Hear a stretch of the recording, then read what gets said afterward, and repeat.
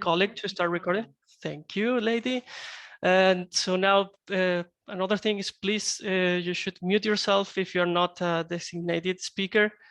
Then you could use the chat to communicate with each other, but please do it respectfully. And then you can place the questions in the chat and also do it politely, please. So then the recording and the slides will be made available after the end of the session in our website, CINTRAN.eu. Next slide, please. And then for the agenda today, we have, first of all, my colleague George will present the project CINTRAN.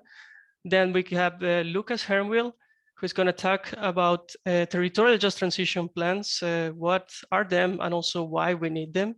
And then we're going to travel to Hungary to talk with Zsuzsa Piscotty-Kovács. And then we're going to go to Western Macedonia with Dimitris, Ziouzios. And last but not least, Romina Grozeva, she's going to talk about Stara Zagora. And to finalize, we're going to have a Q&A panel, and then we're going to have a wrap up and closing. Yes, that's it. And then we're going to go to George. Please, over to you.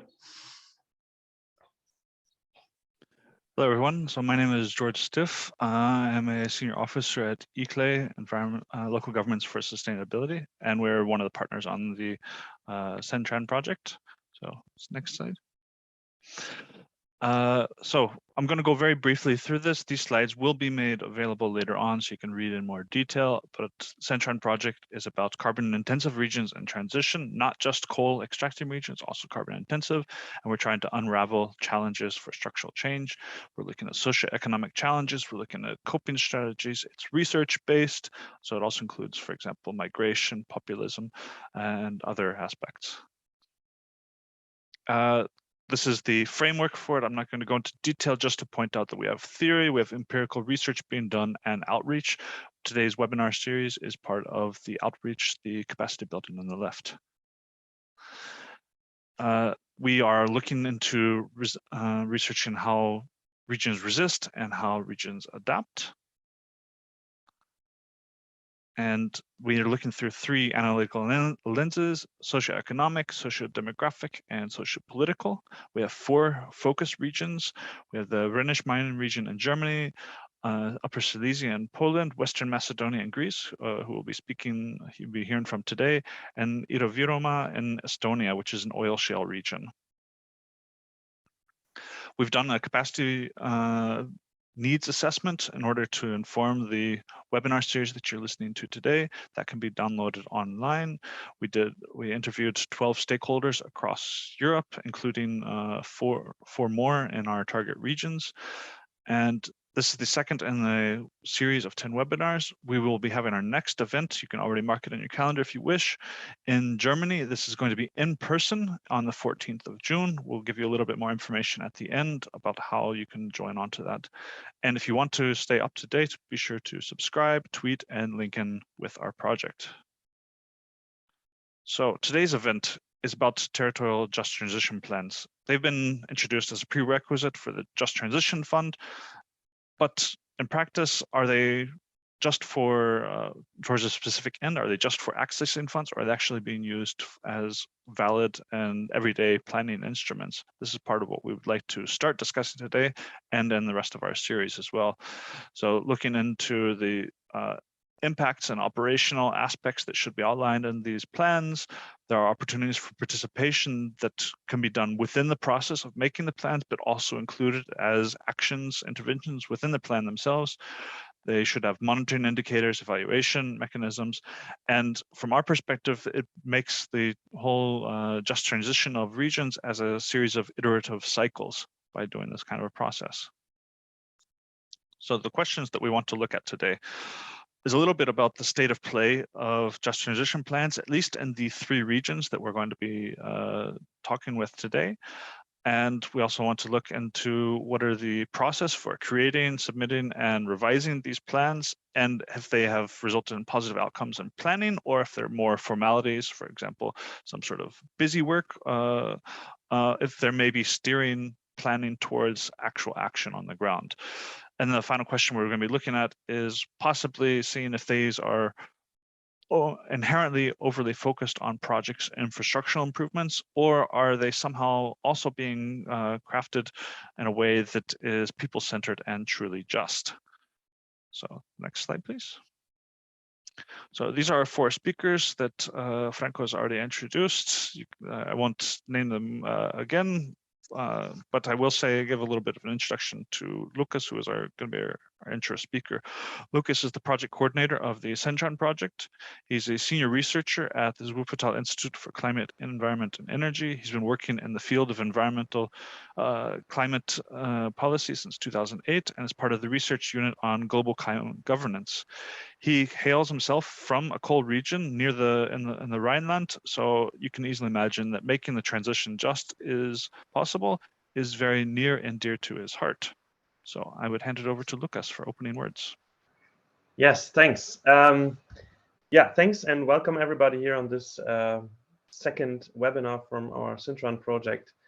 I'm sitting here actually in a place where the mining activity started in the Rhinish mining area, some 500 meters over there, where the first mines, which are already rehabilitated now, and the ongoing mining activity is now 20 kilometers or so away from here.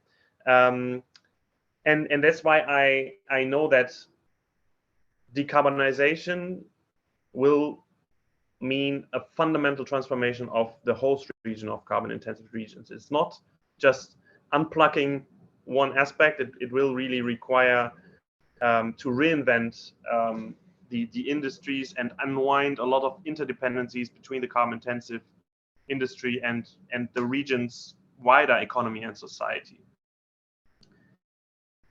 And then it's clearly not only about bailing out the workers that are currently employed in the industry or even the firms that are running the mines and the power plants, but to be really successful, and thanks George for sharing this definition of a successful regional transformation, which requires to achieve the decarbonization, but it also requires to minimize and avoid social and economic hardship in the region.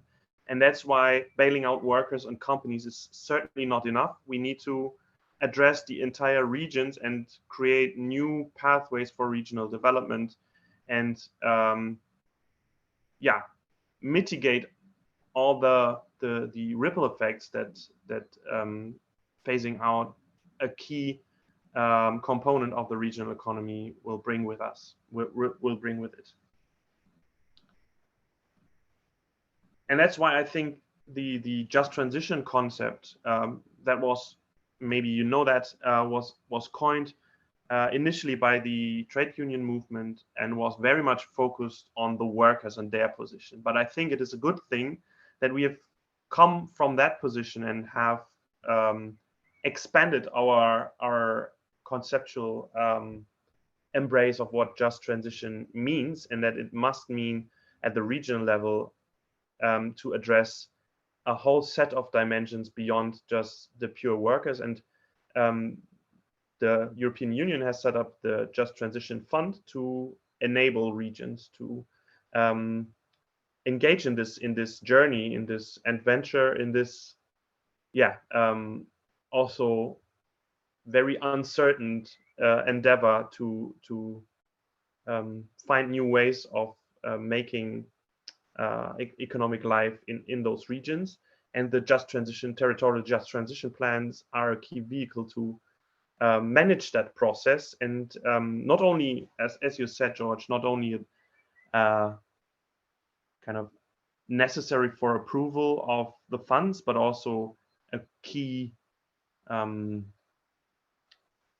variable, or not a key process to bring together the actors, because I think ultimately the transformation in those regions can only succeed if it is a societal project and not only a political project and a project carried out by consultants and experts. It needs to involve everyday people. They need to know that this transition is about them, that they are part of it, and they also have ways to shape it. And that's why also I think participatory approaches are key in developing and implementing the just transition planning process. yeah, so territorial just transition planning is at various stages, and I think the regions face very different challenges. My own home region here, there were already a lot of structural change planning activities before the EU came up with the Just Transition Fund. So a key challenge here in the region was not to start from a blank sheet, but to integrate the existing plans and bring different priorities together in a meaningful way. And this is taking time. That is why the Rhineland also hasn't submitted its draft for a Just Transition Plan yet. But I'm very curious to see how in the other regions this is being carried out. What your challenges were in integrating those processes, and maybe if we look beyond just the transition planning and the EU funding, my own observation is that this kind of approach is very much centered on projects, on developing project proposals and implementing projects in the hopes that these projects really will have a lasting effect on the regions. But not every constituency is in the same way able to develop proposals. There are some researchers, high universities, and a lot of other actors who are very familiar with this kind of approach of developing project proposals, and they have obviously an advantage in this. Which I think, in any case, you have some actors that are more privileged or more able to draw on these resources. But what I would be really interested also is to see where the limits are of this project-based approach, and what we might be missing, and what we need to pay attention to beyond just transition plans. Which activities are important but not prone or not usefully developed in a project-based approach. So that is what I'm really curious about to hear. And yeah, that's my opening remarks of what territorial just transition planning is or should be about. And if it's successful, I think those regions have a standing chance to manage the transformative change that they will endure in a good way. Thanks. Thank you, Lukas. So some nice opening words. I think that it gives us some food for thought. The speakers will also give some, in some regards, responses to the points that Lukas has raised in their own presentations, but also questions that we can maybe get from the audience as we go along. So I ask for the next slide. So our first presentation is coming from Souza Piscottikova. She is the lead of the Secretariat of the Hungarian Coal Commission, which is based in Eszterházy, Károly Catholic University in Eger. She's skilled in project management, finance, and geography, has a PhD and 12 years of experience in research, and she's committed to contribute actively to the design of a green vision for a just and sustainable transition of Northern Hungary, and is here to share her thoughts from the region. So, Zsuzsa, please, to you. Thank you, George, for the introduction. Good morning, everyone. Thanks for the organizers for the opportunity to share my experience regarding Hungarian TGTPs. I'm happy to be with you today. My brief presentation will focus on three things. Firstly, I will demonstrate the process and the main actors who were involved into the development of TGTPs. Then I will speak about our tasks and responsibilities. Finally, I will share our challenges and the lessons that we have learned. But before all, I would like to show you a map. In Hungary, we have three counties which are eligible for just transition mechanisms, but our secretariat has been involved into the creation of the plans for Borsod, Zemplén and Heves counties. You can see these on the larger map. At the same time, I described some key information, key things about our region. So this is that what we call North Hungarian core region. We have open pit mines there. Next slide, please. I would like to present the timeline. You can see that the work has begun in the autumn of 2020. This is the point where our life integrated project has been launched, and I joined the planning group. Our secretariat has been established in the framework of this LIFE integrated project in December of 2020. In Hungary, the Ministry for Innovation and Technology is responsible for evaluating the TGTPs. The ministry get technical assistance to develop the plans, so they contracted the KPMG. They were responsible for drafting the plans. The government approved the plans in last summer and submitted them to the Commission as a fifth priority axis of environment and energy operational program. In December, we received the first feedback. We provided responses during the spring, so we are now in the consultation phase. Next slide, please. During the creation of the plans, our main task was to carry out need assessment among the stakeholders. First of all,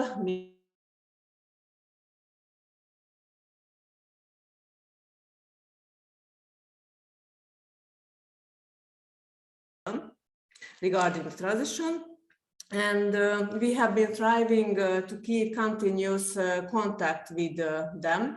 You can see here our engagement activities. The most important part of it was the establishment and the operation of the Hungarian Coal Commission and its working groups.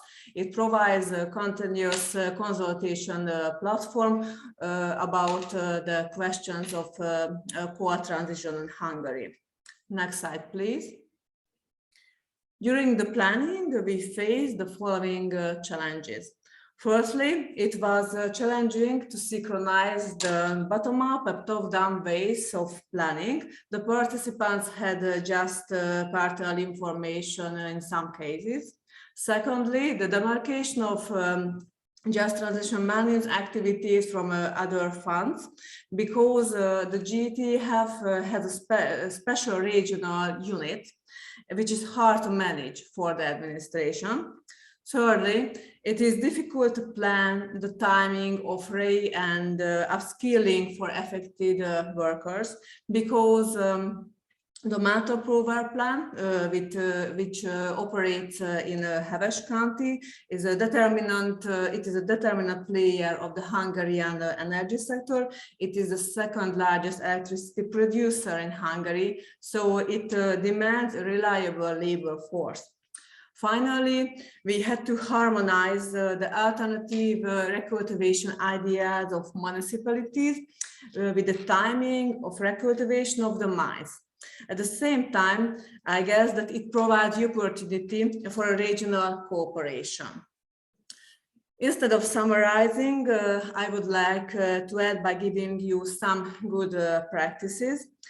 The first thing that I think that it is very advantageous if there is dedicated organization for engaging the stakeholders, because we experienced that many actors are coping with capacity problems. And the second thing, that it is very useful if communication goes one channel. So thank you very much for your kind attention. Thank you, Zsuzsa, for a very succinct look into what's happening in northern Hungary. I think maybe we'll immediately follow up with one question that then we can get later if others have questions. Again, please, those to use the chat, for example, now to tell us where it is that you're coming from. And if you have questions for Zsuzsa or any of our speakers, please put them there. We'll try to consolidate them also for later on.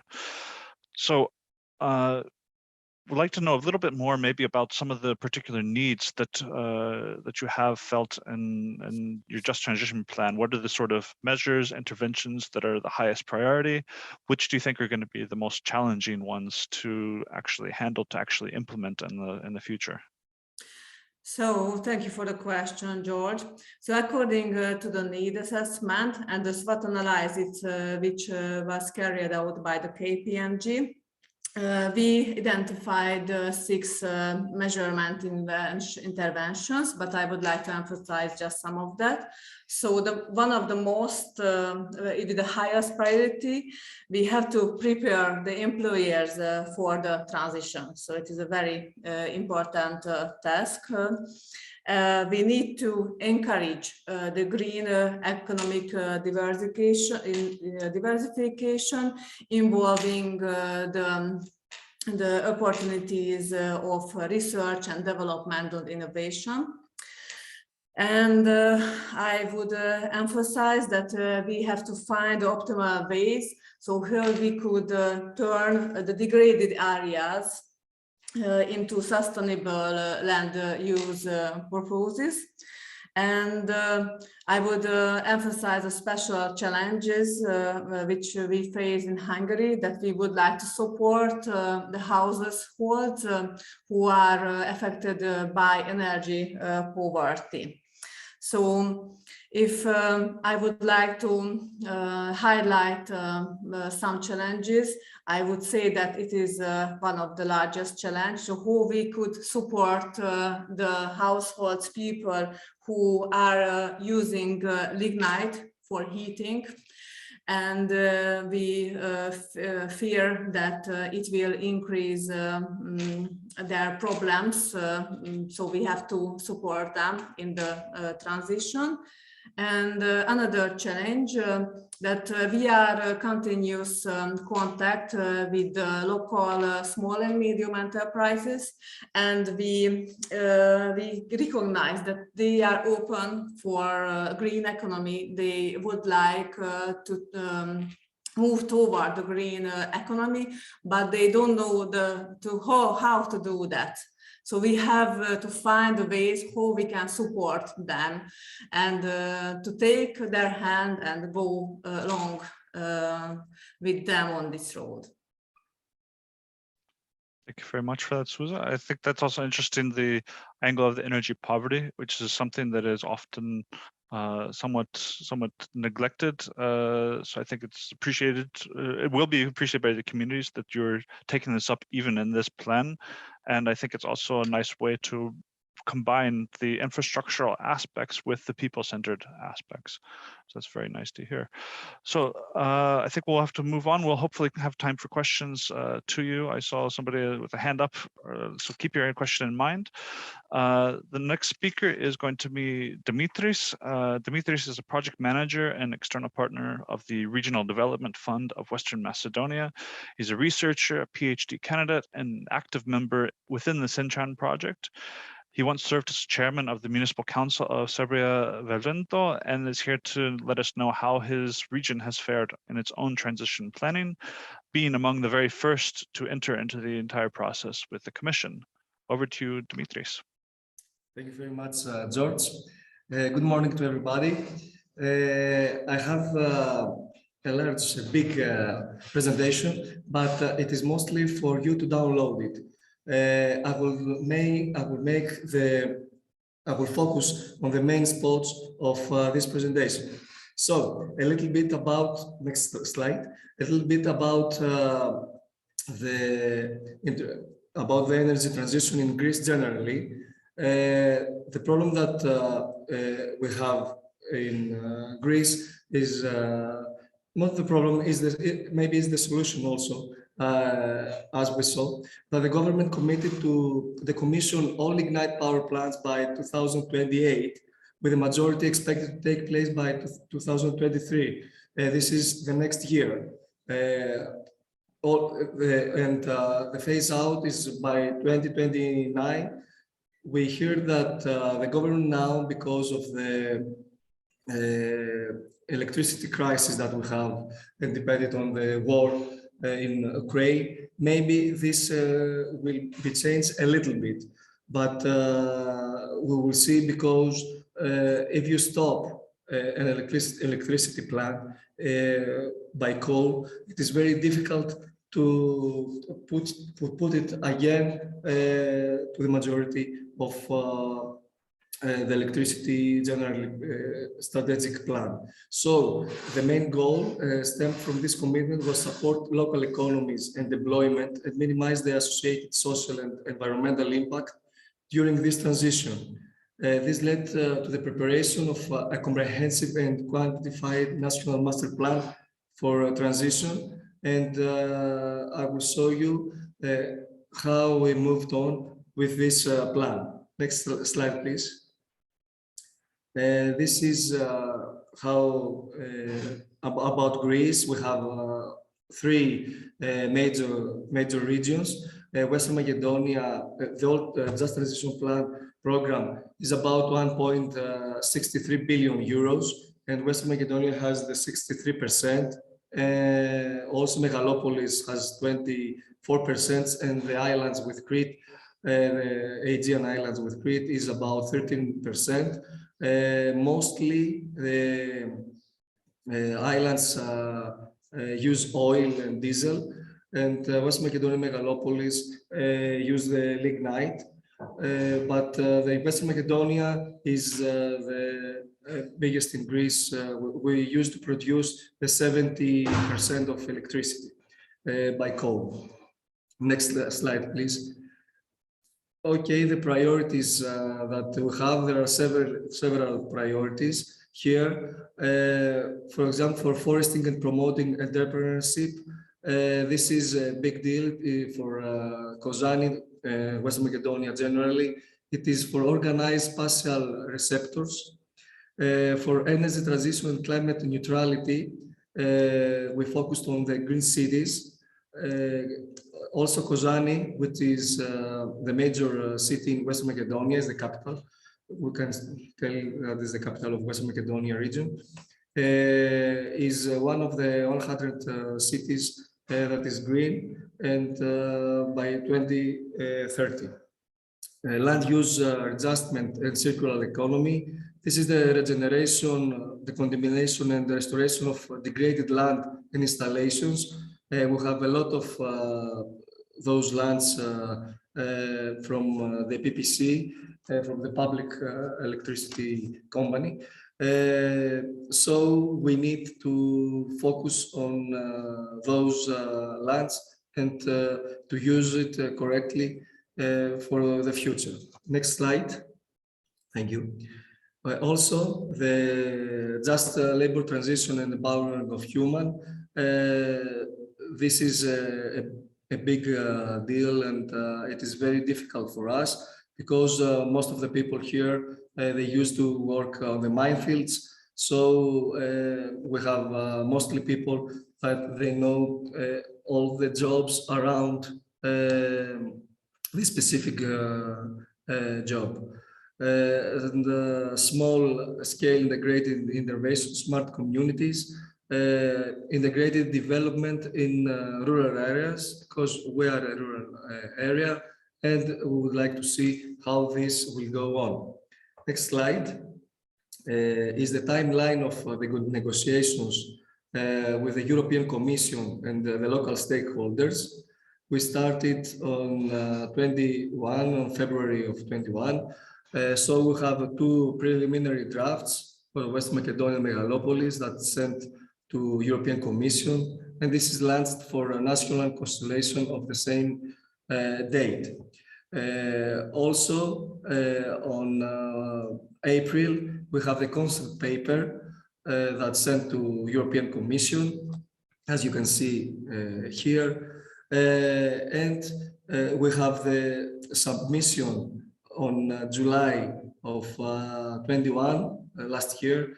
We have the submissions of Just Transition Funding Program and the three programs from West Macedonia, Megalopolis, and Islands that revised further to the national consultation.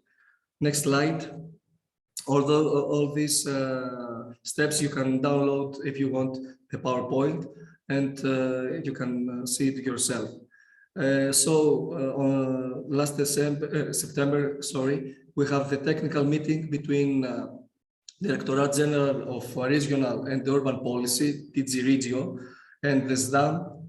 This is the part A, and 3 weeks later, almost 3 weeks later, we have the technical meeting between the DG Regio and the SDAM for the Western Macedonian Megalopolis.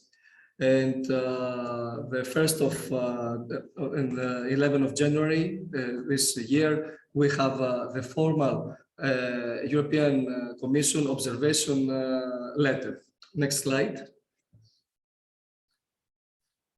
So until this March, we have 5 technical and thematic meetings between the DG Regio and SDAM.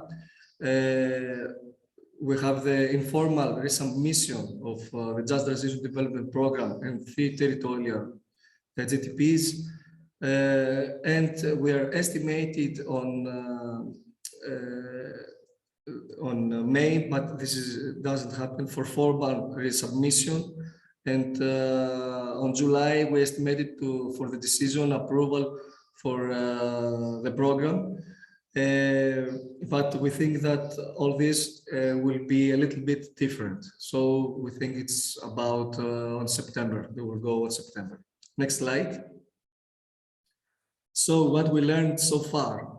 The local stakeholders did not sufficiently understand the overall philosophy of the territorial plans, as a result of which they gave great importance to direct investments and the creation of basic infrastructures. The reskilling and upskilling, most of the local stakeholders didn't understand, and that's why the European Commission told us that we have to pay attention more to those soft skills, but is very important for the whole area. Emphasizing the attraction of investments areas such as skilling and upskilling, this is what they told us. The need for synergies between local stakeholders and primarily the research and academic community and entrepreneurs was not particularly understood in order to result in a strong and sustainable diversification of the production base and be able to take advantage of alternative funding opportunities. So there is a need to have a stronger bond between the research, academic community and local stakeholders, the local business here in Western Macedonia, so we can have new jobs to be created. And finally, the vocational education and training, including labor mobility, can represent an effective way to share skills and professional experiences to enhance the skill set of workers and make them more resilient against the swift dynamics of the labor market, thus contributing to the prevention of the brain drain, because the Western Macedonia is one of the prefectures in whole Europe with the problem of jobs generally, and of course the young people used to live our area the last 15 years. This is not something that happened now, but the last 15, maybe more, 15 to 20 years, we have the brain drain of the whole region. Next slide. I think we finished. I try to be quick. So if we have any questions and if we have time, I'm here for you. Thank you very much. Thank you, Dimitris. Unfortunately, we actually don't have much time, but I hope that we will have something at the end. I see lots of questions coming in through the chat. So if anyone wishes to answer the questions in the chat, then feel free to do so amongst our speakers or others in the audience. What I will say is that you did get to see the concluding remarks very quickly. I just quickly go back to that, Yulin. Just wanted to point out that something I see is, from my perspective, since ICLE is for local governments for sustainability, I'm very happy to see that you agree that there is a need for municipal and regional levels to have their capacities strengthened. I think they need to have a stronger voice. I've seen from the chat there are similar requests for trade unions, for youth. So I think that this is all something that we can discuss even further. We will be having further webinars, and I will have at least one that's about stakeholder engagement, where we can really get into some of these issues if we're not able to address them later today. However, in the meantime, I would go to our final presentation, and after which we'll have questions from the audience. Will be Rumyana Grozeva. Rumyana is the executive director of Stara Zagora Regional Development Agency, coordinating and manager of the European Digital Innovation Hub, Zagori, and member of the board of directors of the industrial zone for Zagori. She holds a PhD in economics, has sound experience in the field of regional economic development. Her activities are aimed primarily towards Stara Zagora's successful integration into the European community. And she's here to share her experiences of how her region's public authorities, businesses, and other actors are working towards a sustainable development. Rumyana. Thanks, George, for inviting me today and for introducing me so dedicated in my field of work. So, listen, Zsuzsa and Dimitris, I should continue and to say that here in Bulgaria we have total 3 core regions in transitions. The Stara Zagora is the host of the biggest lignite basin here, not only in Bulgaria, but probably also on the Balkans. And for almost 70 years, this lignite basin and thermal power plants are actually the main sources of incomes and revenues, not only for people who are working there, but also for the local-based companies.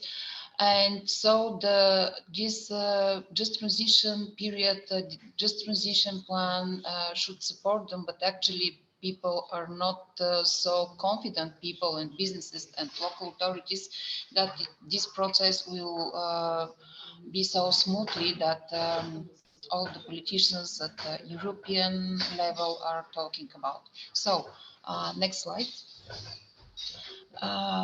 We know that we should reach this climate neutrality by the European Union, and actually the just transition plans are a kind of roadmap towards this sustainable green transition. Next slide, please. What is the problem here in the region? Probably the same as in Western Macedonia. Just to say that we are working very well with the local government association of Western Macedonia. They are our partners in the CAR project. The problem is has different aspects. One is the job places losing. Other one is how the households will continue to heat during the winter without lignites. What about the businesses located here, and also the local taxes which the municipalities, the local authorities actually have as sources of funding by the lignite basin and thermal power plants, but also we should change our energy-based sources from lignites to renewable energy, mainly because you know that the gas now is not so good base for that. But next slide, please. In the preparation of our just transition plan, as you said, you have involved external consultant. In Hungary, it's KPMG, seems to me that Zsuzsa said. In our case, it's PricewaterhouseCoopers, which is actually the consultant company subcontracted by the DG Reforms as a technical assistance to support us.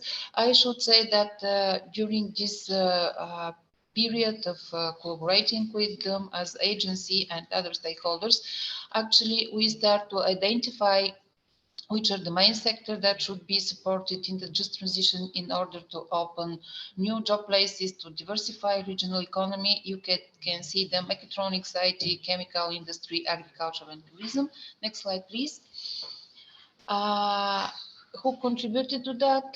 PricewaterhouseCoopers, wide variety of stakeholders, businesses, local businesses, non-governmental sector, also academia. Here in the region of Stara Zagora is located one of the, I could say, the most multidisciplinary university in Bulgaria.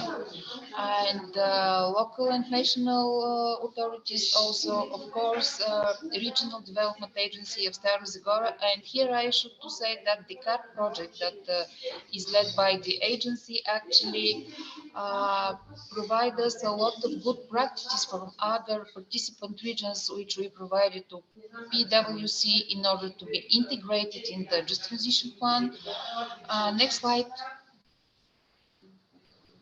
The main challenges and opportunities actually is the better what was shared during the stakeholders meetings that we had in the region with PwC team, is to have much more better representation of all stakeholders, trade unions, coal and power plants workers, etc., etc.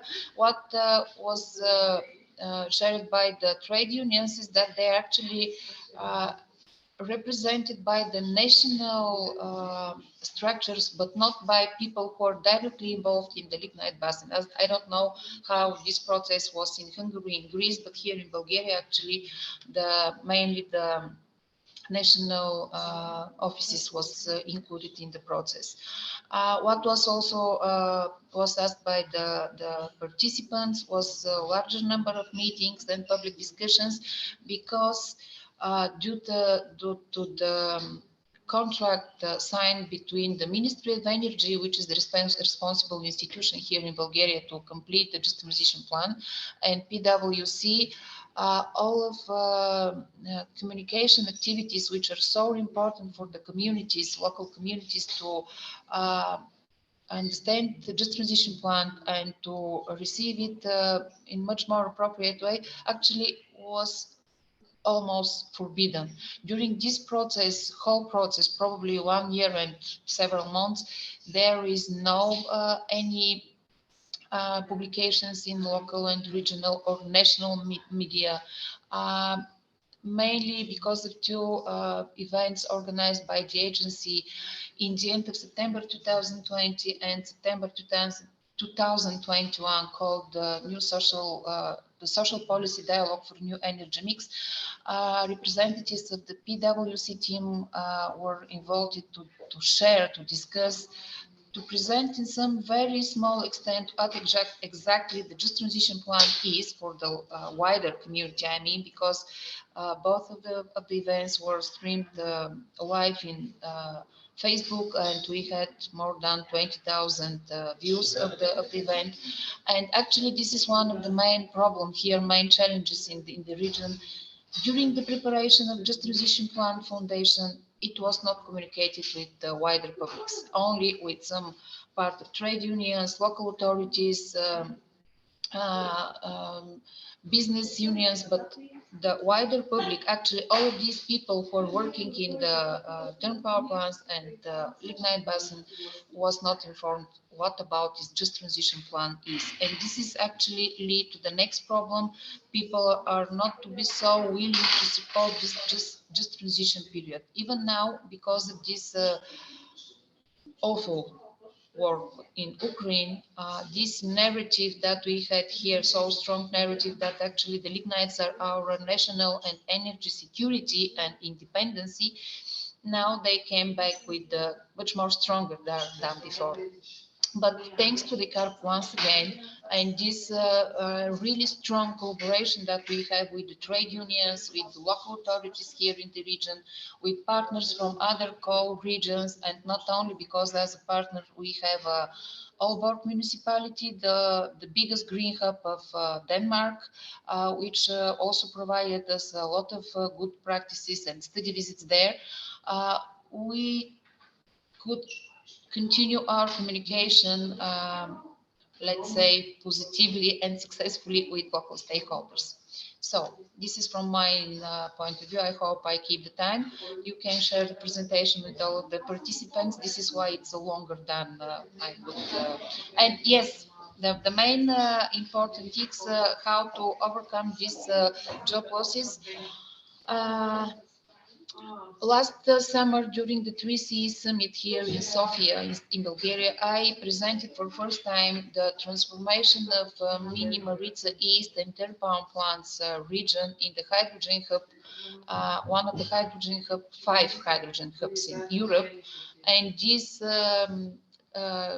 transformation already started by a lot of meetings, consultancy, agreement, memorandums, MOU signs between the business organizations, the national government, etc., etc. Last week I was in Riga, in Latvia, where I actually visited their hydrogen fuel station, and what they're actually done in this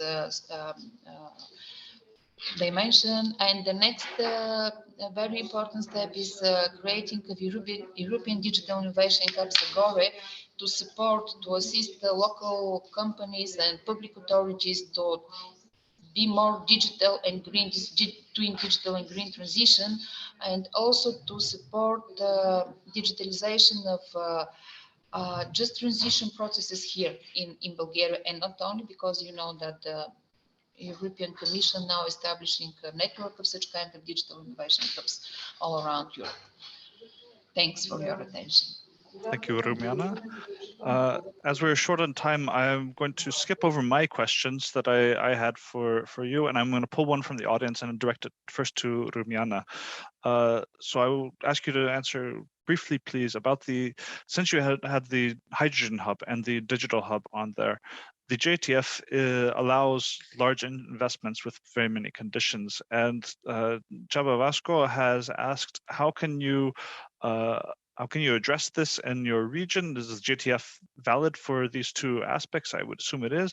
But the deeper question is, how can the small local stakeholders benefit from such large investments? I can imagine that miners cannot easily transition towards each of these hubs, even if the upcoming generations, the youth, will be able to educate themselves in this direction. Actually, as also Zsuzsa and Dimitris said, the Just Transition provide a lot of funding for reskilling of these people who are engaged in mining industry, in power plants. Actually, they don't need some huge retraining in order to be involved, to be employed in building of solar power plants, in hydrogen producing facilities. So for this generation, they will be retrained, reskilled in order to have a job much more greener and well-paid job places. About new generations, they are ready for that, for this transformation, I'm happy to say. And about the small local communities, the green hydrogen actually will also be used for public transportation in the region, in the city, which for all of us citizens means much more clean air.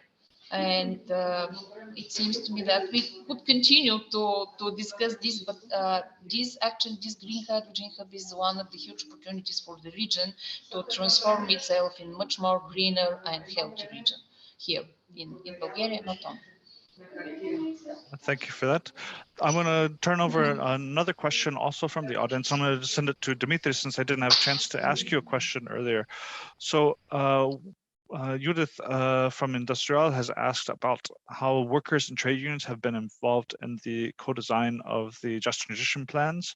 And also, I'm trying to find the question. There was a question from Lorenzo about youth and how youth have been involved. So maybe you could tell us how that's been happening in Western Macedonia. Generally, thank you very much for the questions. It's a big conversation that we must have. Mostly at this time, we have a commission here, a national commission, which is about the delignification progress and the Just Transition Plan program that we developed. And we have the labor parties that we have here in West Macedonia. And they tell their opinion about how they think this will happen. To be honest, there are a lot of thoughts and ideas, but there is not a strong voice of all those stakeholders. As far as it concerns the youth,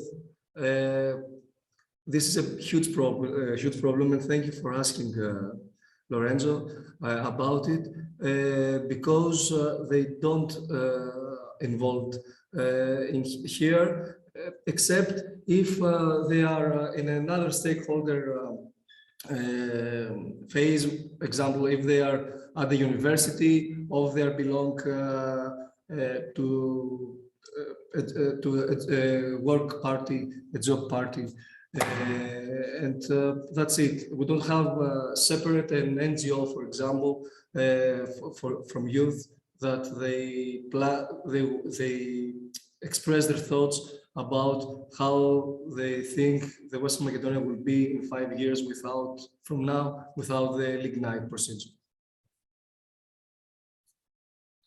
Oh, thank you for that, Dimitris. I think that's also a very salient point to ask, and considering the fact that this is, if I'm not mistaken, this is the European Year for Youth. So this is something that we need to all look and see how we can engage youth in these processes, as well as trade unions. We've heard many times trade unions do not have the strong voice that they wish to have.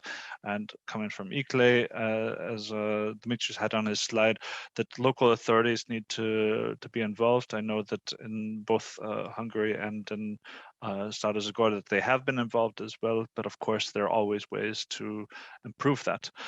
Unfortunately, we're out of time for today's session. I wish we could go on forever. I see Rumyana has her hand up if you want to say some final remark. Yes, I'd like to say that today we had such kind of discussion with young people, youth of Stara Zagora region, organized in Stara Zagora and co-hosted by the Regional Development Agency, just to hear their voice, their point of view, their vision, how the region should be developed in the next years. And yes, youth are actually the driver that we should have with us in this transition period. Thanks. Absolutely. And I've seen online, I would maybe Rumyana can send a link for it. I remember seeing once a conference that you had where you had lots of young people who were up there speaking with their ministers. They had very nice questions. So they're definitely thinking about this. So maybe this is a way that other regions can engage their youth, is have youth-oriented just transition events that are happening. So I would like to conclude first off by, if you can share the screen again, please. Just letting you know that the next event that we have in our series is going to be on the 14th of June. It's going to be taking place in person in the Rhineland in Jülich, Germany. You can read more about it once we upload these things, but you can contact Lukas himself directly. Maybe Lukas, you wish to add your email into the chat to make it easier. If anybody wishes to come, it's open to all. I think we don't have the ability to support people coming, unfortunately, but you're definitely welcome to take part in the discussions. I will also point out, and then I would call on Zsuzsa to put her own email into the chat. I know that next week there's going to be a conference happening in Eger. Some of you maybe will be attending live, but there will be streaming on one of the days. I understand the link is not yet available for that, but you can contact Zsuzsa yourself directly in order to be sure to put onto that list. Then final slide. So I just wanted to remind everybody that we have for CINTRAN, this is the next stakeholder workshop happening about a month from now. We're going to have 8 more webinars. We're going to have several in-person events after the summer break. So definitely stay tuned, subscribe and tweet and link in with us.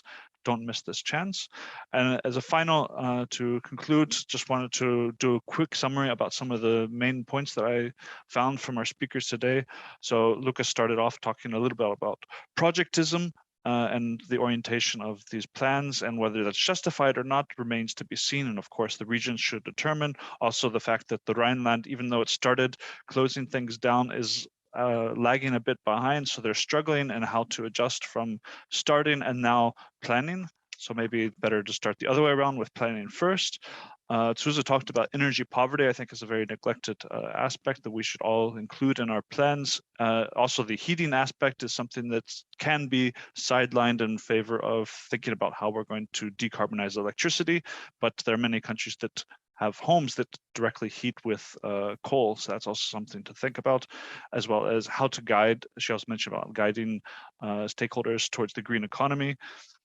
And Dimitris's case, he emphasized in particular on his slides about the human capital empowerment, the need to reskill the workers and to bring them on board.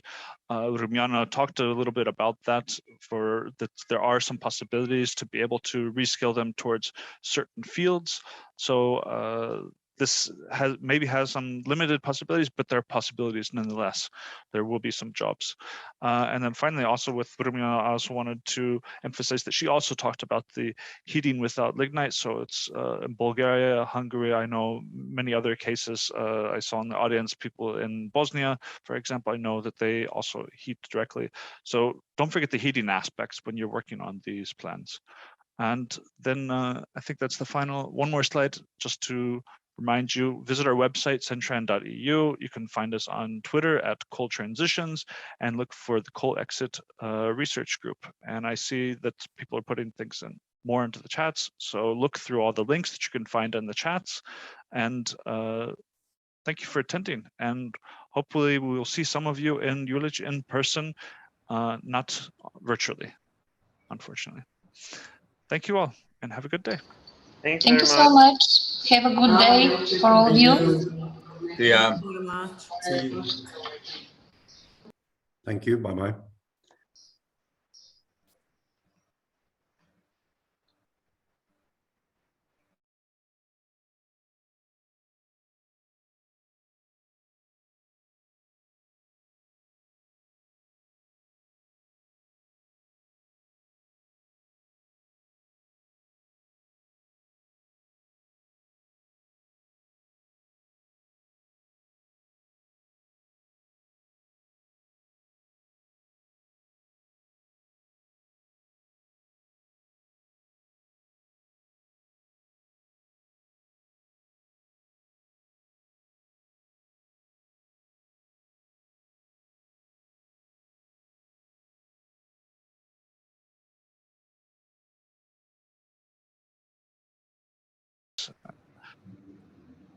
Okay, we need to stop recording.